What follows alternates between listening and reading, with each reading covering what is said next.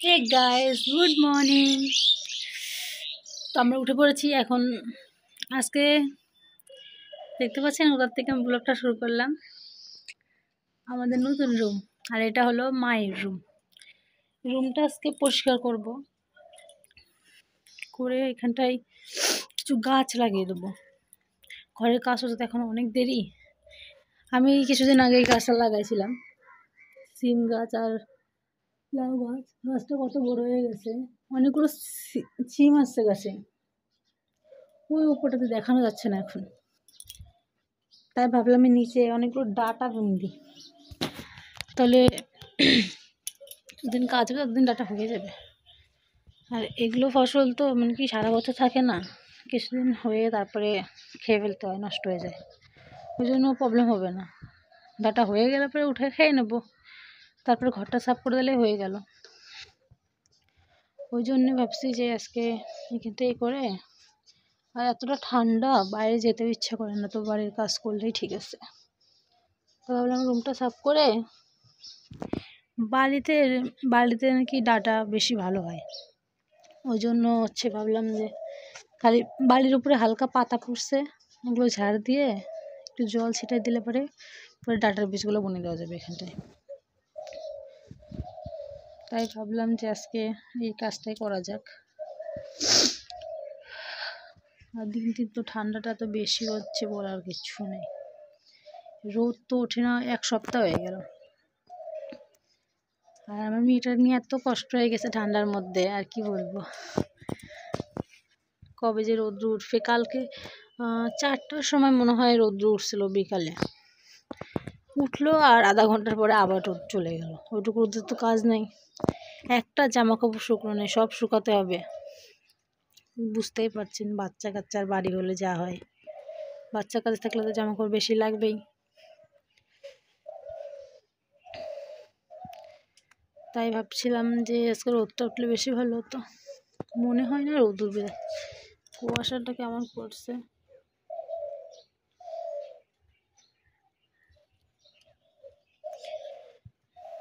প্রথমে এতটা ঠান্ডা পড়ছিল না, তো আমরা মনে করছিলাম যে এই বছর ঠান্ডাই পড়বে না, ওই জন্য কেউ সোয়েটার মোটার বেরও করছিলাম না।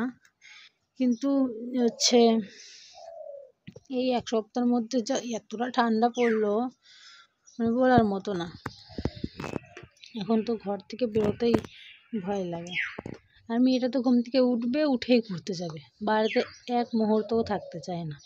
ওকে নিয়ে বেশি টেনশন হয়ে গেছে।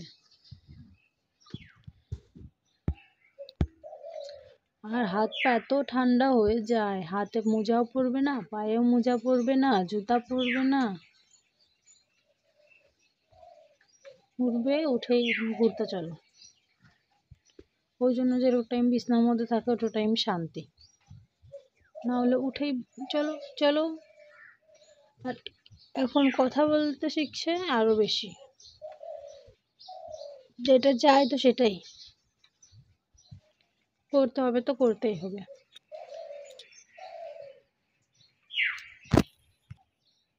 চলো তাহলে ফ্রেশ হয়ে নিই, তারপর পরে দেখা করবো। এখন ফ্রেশ হয়ে রান্না বসাতে হবে, তো রান্না করে তারপর আপনার সঙ্গে দেখা করবো। রান্নার ঘরে আপনাদেরকে বলছি ওইখানটা এতটা অন্ধকার যে ওইখানটায় কিছু দেখানো যায় না,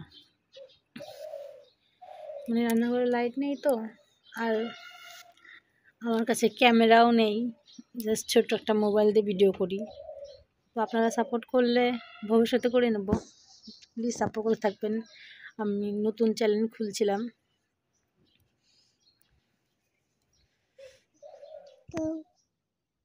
ও ও ও ও বলো তো, বলো।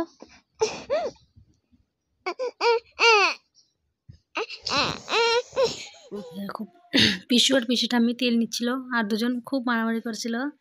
পিসুটা আমি যেরকম দেখাই পিসু ওরকম দেখাচ্ছিল, বরং পিসুটা আমি তো মার দেখাচ্ছিল, পিসু তো মেরেই দিচ্ছিল। এরকম এত বদমাইশি করে, আর তেল নিতে এতটা পছন্দ করে যে ওটা আমি তেল নিতে জন্য এতটা খুশি হয়ে গেছে আজকে সকাল সকাল তেল নিয়ে।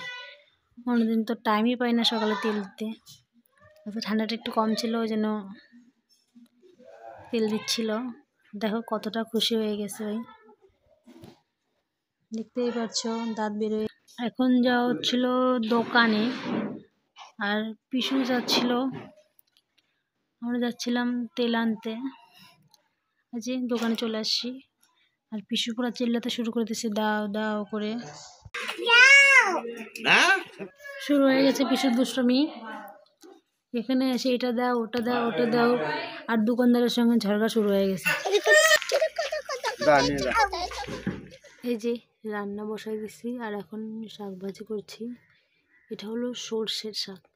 আমি এত বড় বড় করে সর্ষের শাক কোনোদিন খাইনি, কিন্তু আমার শাশুড়ি নাকি বাংলাদেশে এরকম করে খাইছে, এরকম করে মানে খুব টেস্ট লাগে। অবশ্য টেস্ট লাগে এরকম করে। আর যে কচুর তরকারি রান্না করছি। এখন যাচ্ছি জামা কাপড় মেলতে, অনেক জামা কাপড় জমা হয়ে আছে, এগুলো কালকের ধোয়া। এখন না মেলে দিলে পরে এইখানটা সবাই মেলে দিলে আর আমরা জায়গা পাবো না। আর বাচ্চার কাপড় চোপড় ওই জন্য তো বুঝতেই পারছেন, তাড়াতাড়ি মেলে দিই। তাড়াতাড়ি বলতে এখন অনেকটাই বেলা হয়ে গেছে, কিন্তু এখনো রোদ ওঠেনি। কে জানে আজকে রোদ উঠবে কি না। এতটা ঠান্ডা, আর নিচের ব্যাকগ্রাউন্ডটা অতটা মানে একটু ইগনোর করে চলো, কারণ সবার বাড়িতে গরু আছে, তো গরুর এই নোংরা এই জিনিসগুলো এখানে দিয়ে দিছে। আর হচ্ছে এই যে জয়কে ক্যামেরা ধরতে দিয়েছিলাম, আর এত বদমাইশি করতেছিলাম দেখতেই পারিনি। আর এখানকার মানসিকতা, মানুষ একটু মোবাইল ধরে আসার জন্য লোক এত কথা বলছে, এটা কেন করছিস ওটা কেন করছিস, এই দেখেন এই খেতাটা হচ্ছে পিসুর ঠাম্মি পিসুকে বানিয়ে দিছে। আমার অনেক ভালো লাগে খেতাটা।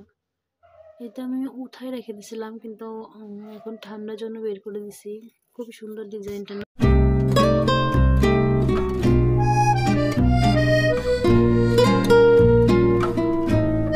ঘরটা ঝাড়ু দিই, তারপর জামা কাপড় ধুবো না কি করবো বুঝতেই পারছি না। আর এই কদিন ঠান্ডার জন্য এতটা জামা কাপড় জড়ো হয়ে গেছে, মানে কিচ্ছু ভাঁজ করা হয়নি। আর শুধু পেশার তো সব জামা কাপড় শুধু বেরই করা হয়েছে, যত নতুন তোলা জামা কাপড় ছিল সব বের করে পরানো হয়েছে। তো ঠান্ডার সময় সব পেছাব করে সব জামা কাপড় তো মানে ভেজাই দেয়, কিন্তু ঠান্ডার মধ্যে তো ওকে আর কষ্ট দিতে পারবো না। জামা কাপড় তুলে রেখে কী করবো, ওর জিনিস তুলে রাখার তো কোনো ফায়দা নাই যদি ওকেই কষ্ট দিই। ওই জন্য মানে কি সব বের করা হয়েছিল, যে পরে ধুয়েও তুলে রাখলেই হয়ে গেল। আর আমার তো কোনো বাইরে যাওয়ার কথাও ছিল না। হঠাৎ আজকে মা ফোন করলো, বললো যে হচ্ছে তুই আসবি কবে, হচ্ছে তুই আসলে আমরা পিঠে খাবো। তো ওরা নাকি আমার জন্য পিঠে কিচ্ছু খায়নি। তো বুঝতেই পারছেন বড় জামাই মেয়ে না গেলে কী হয়। আর ওই জন্য বলছিল, হঠাৎ করে ফোন করছে, তো এখন তো মানে বাড়িতে কেউ নেই, কেমন করে যাব। ওই জন্য রাত্রেবেলা পিয়াসার বাবা আসলে দেখি কবে যাওয়া যায়। আর গেলে আপনাদের তো সঙ্গে নিয়ে যাবোই, আপনারা দেখতেই পারবেন। আপনাদের সঙ্গে কথা বলছি আর কাজ করছি, একটু মানে ব্যাকগ্রাউন্ডের প্রবলেম হতে পারে, সেটা ইগনোর করে দিয়েন, করার কিছু নাই। হঠাৎ করে এতটা রোদ উঠে গেছে, তো এখন কাজ না করলে পরে নাকি ওইখানে জামা কাপড় না শুকালে পরে জায়গা পাওয়া যাবে না। মানে শুধু আমাদের তো না, মানে কি পুরো পাড়ারই তো এরকম অবস্থা না, যে ঠান্ডার মধ্যে কেউ জামা কাপড় ধুতে পারেনি, আর অনেকটা জামা কাপড় জড়ো হয়ে গেছে। আর ঠান্ডার দিনে তো একটা দুটো জামা কাপড় হয় না, মানে অনেক জামা কাপড় লাগে, ধরো সোয়েটার মুইটার অনেক কিছু লাগে। তো ওগুলো ধুলে তো একদিনে শুকাবে না। তো এখন যদি দেখে রোদ উঠছে আর জায়গাটা খালি আছে, তো সবাই এখানটা ধুয়ে মেলে দিবে, পরে আমি জায়গা পাবো না। ওর জন্য ভাবছি যে আগে জামা কাপড়টা ধুয়ে দিই, তারপর ঘর বাড়ি ছাড় দেবো, তারপরে চান করবো। কারণ জামা কাপড় না শুকালে তো আবার প্রবলেম হয়ে যাবে। আর জানি না কালকে রোদ উঠবে কিনা, আজকে হঠাৎ এতটা রোদ উঠলো। আপনাদেরকে দেখাবো পরে রোদটা কতটা উঠছে, কিন্তু এখন যেতে পারছি না, এখন বাইরের কাজটা সেরে নিই আগে।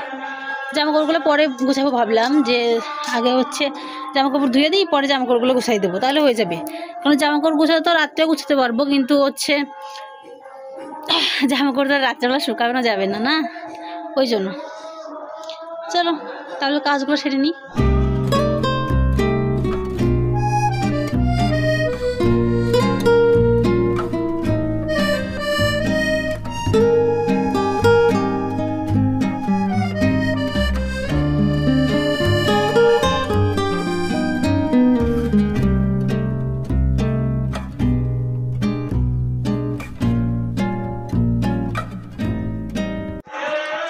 এখন ঘর বাড়িগুলো ঝাড় দিয়ে দিই, তারপর জামা কাপড়টা গুছাবো। জামা কাপড় কি জন্য পরে গোছাতে চাচ্ছি, কারণ বললামই তো জামা কাপড় তো পরে গোছানো যাবে, কিন্তু ওই যে ঘর বাড়ি ঝাড়ু দিয়ে চান করে ফেলি। আমি শুনেছি নাকি হচ্ছে চান করার পরে নাকি ঘর বাড়ি ঝাড়ু দিতে হয় না। একদিন চান করার পরে ঘর বাড়ি ঝাড়ু দিচ্ছিলাম, আর আমার শাশুড়ি মা আমাকে বকা দিল, বললো চান করে এরকম ঘর বাড়ি ঝাড়ু দিবে না, যা করার চান করার আগে করবা, তারপর ঘর বাড়ি ঝাড়ু দিবা না, কারণ এতে নাকি বাড়ির লক্ষ্মী চলে যায়। তাই চান করার আগে ঘর বাড়িগুলো পরিষ্কার করে তারপরে চান করে নিলে অত অসুবিধা হয় না। ঠিক আছে, চলো ঘর বাড়ি ঝাড়ু দিই।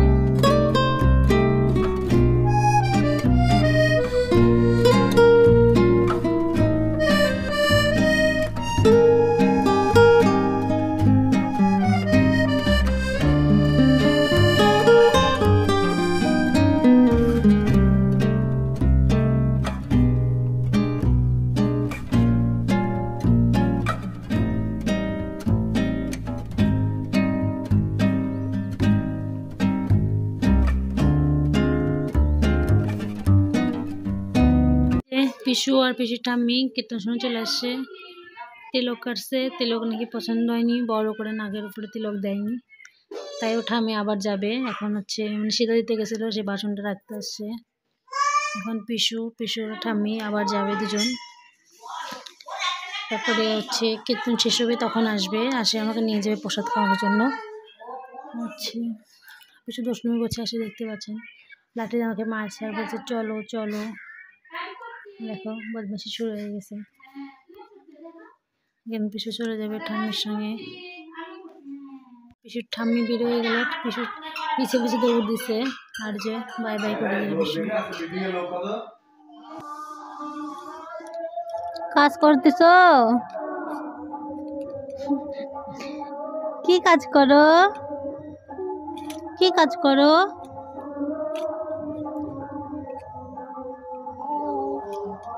লালা লালা বলো তো, গান করো তো বাবা, গান করো, পিসু গান করো,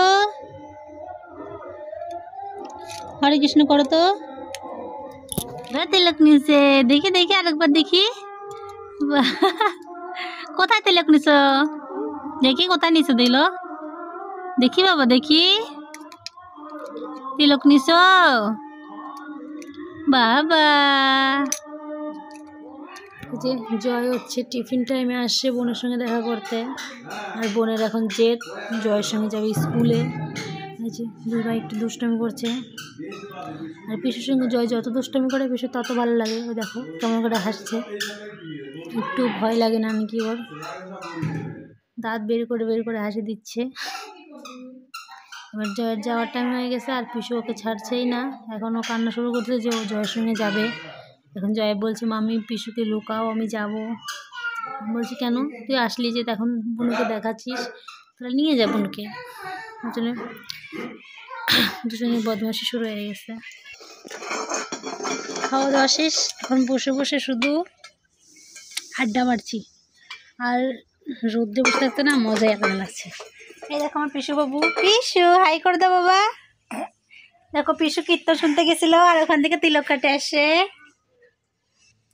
হাই করো, হাই করো, একটা আপা দাও। পাপাকে ডাকো তো, পাপাকে ডাকো, দাদাকে ডাকো, দাদাকে ডাকো, বলো দাদাকে ডাকো, দাদা। রাধে রাধে করো তো, রাধে রাধে করো করো, রাধে রাধে করো। কে খাবে, কে খাবে? কেউ খাবে না, না রাধে রাধে করো, রাধে রাধে করো। হরে কৃষ্ণ করো তো বাবা, হরে কৃষ্ণ করো করো, একটু করো করো, হরে কৃষ্ণ হরে কৃষ্ণ।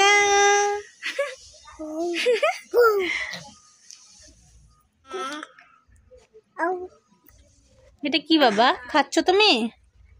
কি খাচ্ছ? ভাত খাচ্ছ? ভাত খাচ্ছ? মাম খাচ্ছ? মাম খাবা? মাম মাম খাবা না? কি খাবা? বা খাবা? ই নাম দাদাকে ডাকো তো, জয়কে ডাকো তো, বলো তো জয়, বলো বলো বলো জয়। তোমার ভাই কোথায়? ভাইকে ডাকো তো। ভাইকে ওরকম করে আদর করে? ভাই কেমন করে আদর করে? আদর করে, আদর করে দাও ভাইকে। আসো তুমি ছোট বাচ্চা, আসো একটু কান্দ করো তো, একটু কান্দ করো তো। ও বাবুরে, জয় কেমন করে কান্দে? কেমন করে কান্দে? আমরা যাচ্ছি প্রসাদ খাতে গোসাই বাড়ি। সবাই রেডিও বেরোয় গেছে আর আমি এখন বেরোচ্ছি। আমি সবার লাস্ট হয়ে গেছি বেরোতে বেরোতে। চলো যাই। যে পিসু ভাবছে যে আমরা টোটো করে যাবো, ওই জন্য বাড়ির সামনে কার যে একটা টোটো দাঁড় করানো ছিল ওখানে বসে পড়ছে বৃষ্টি আর পিসু। পিসু তো খুব খুশি যে টোটোতে বসে পড়ছে, এখন অনেক দূরে ঘুরতে যাব। জানেই না যে আমরা এখন এখানেই যাব। এই তো এখন আমি যাচ্ছি প্রসাদ খেতে, সবাই আগে আগে যাচ্ছে, আমি পেছনে পেছনে যাচ্ছি। রাস্তার কাজ চল যে আমি ওখানে যাচ্ছি, এই বাড়ির সামনেই, কিন্তু একটু হাঁটে যেতে হয় আমাদের, মানে কি বাড়ির যে গলিটা আছে তার থেকে সাইডের গলিটাতেই এই যাচ্ছি। যে অনেকেই যাচ্ছে, অনেকে আবার ওষুধ খেয়ে চলে আসছে। যে আমার পিসু আগে আগে চলে যাচ্ছে বৃষ্টির কোলে, দেখতেই পাচ্ছেন। এই যে এটা হলো গোসাই বাড়ি, নীল কালারের যে এইটা আছে। আর এই যে আমরা যাচ্ছি, আর গোসাই বাড়িতে তো ছোটো জায়গা, ওই জন্য সব গোসাই বাড়িতে খেতে দেয় না। পাশে একটা বড় বাড়ি আছে, ওই বাড়িতে খেতে দেয়, ওই জন্য আমরা যাচ্ছি ওই বাড়িতে প্রসাদ খাওয়ার জন্য। আর যে বৃষ্টির কোলে পিসু আছে, ওরা দুজন আগে আগে যাচ্ছে মজা করতে করতে। আর যে এই বাড়িটাতে কতটা ভিড়, অনেক লোক আসছে, ওই জন্য অনেকটা ভিড়। দেখতেই পাচ্ছেন কতটা ভিড়, কত লোক দাঁড়ায় আছে প্রসাদ খাওয়ার জন্য।